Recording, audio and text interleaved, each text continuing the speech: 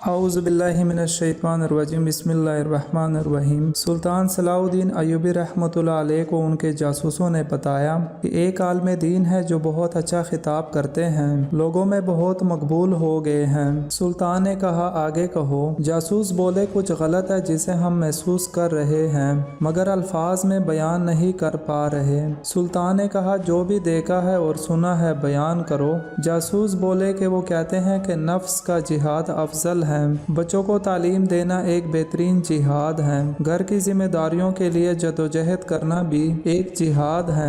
جنگوں سے کیا ملا؟ صرف قتل و غارت، صرف لاشیں۔ جنگوں نے تمہیں یا تو قاتل بنا دیا یا مقتول۔ سلطان بے چین ہو کر اٹھے، اسی وقت عالم سے ملنے کی ٹھانی، ملاقات بیس بدل کر کی اور جاتے ہی سوال کر دیا کہ جناب ایسی کوئی ترکیب بتائیں کہ بیت المقدس کو آزاد اور مسلمانوں کے خلاف مظالم کو بغیر جنگ کے ختم کرایا جا سکے۔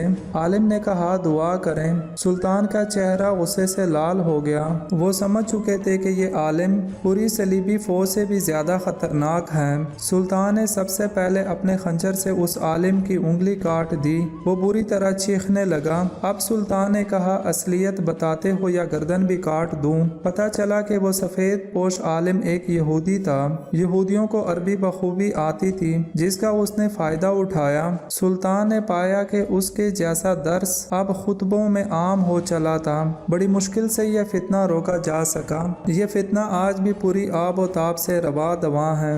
آخر کیوں لوگ اسلام کو بودھزم بنا دینا چاہتے ہیں جبکہ کلی حقیقت ہے کہ ظالم کا سامنا کیے بغیر ظلم کا مداوع ہو جائے یہ ممکن ہی نہیں۔